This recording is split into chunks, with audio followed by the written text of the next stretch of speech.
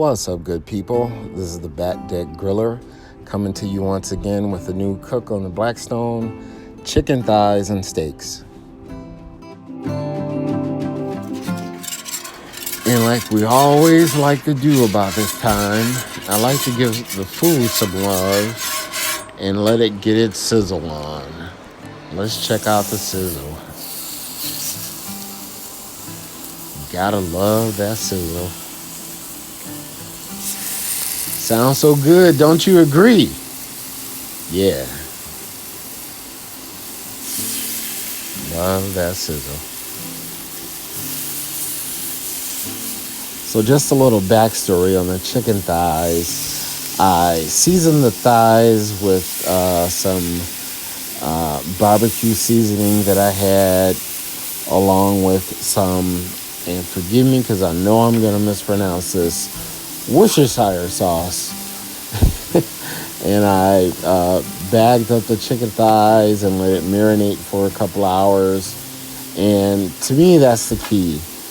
You want to make sure whatever it is that you're cooking, that you get some good seasoning and let it marinate. That's the key. You want to get a good taste on it.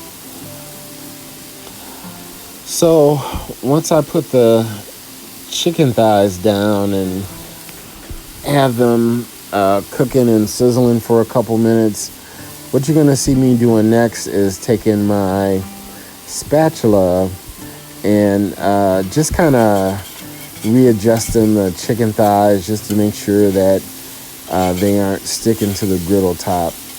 You know, I put oil down, but I still just want to make sure nothing's sticking to the griddle top.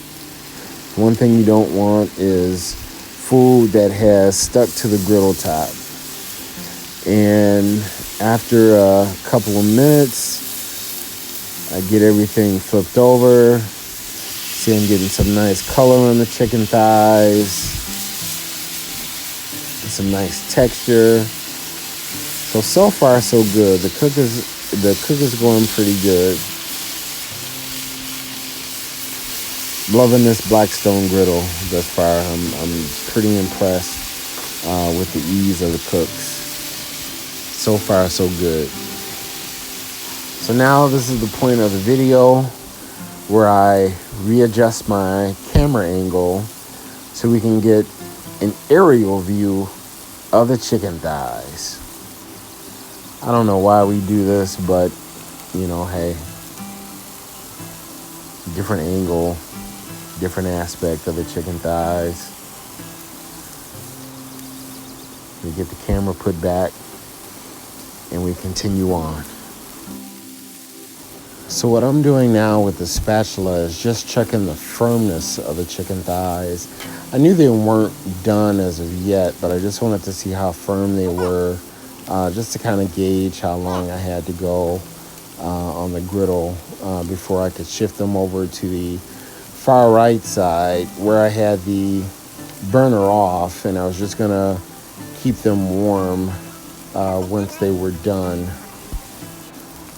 So at this point, the chicken thighs are, you know, just about done. So I'm going to start transitioning the thighs over to the right side of the griddle so I can make room for the steaks.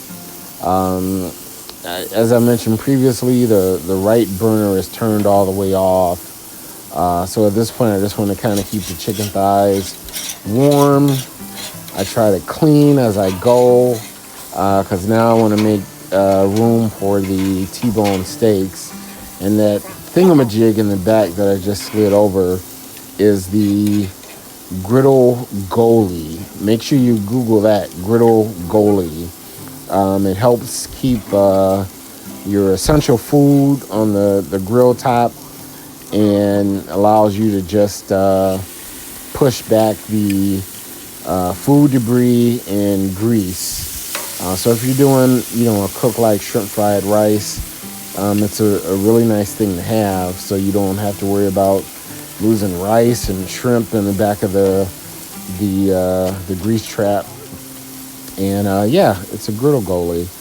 So as you can see, I got the T-bone steaks put on, and Those are sounding well. Let's give the T-bone steak some love too.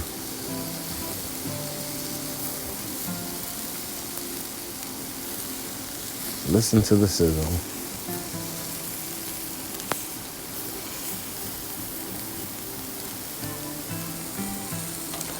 So I get the thighs pushed over further to the right.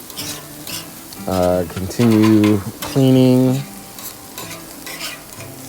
Got my griddle goalie going.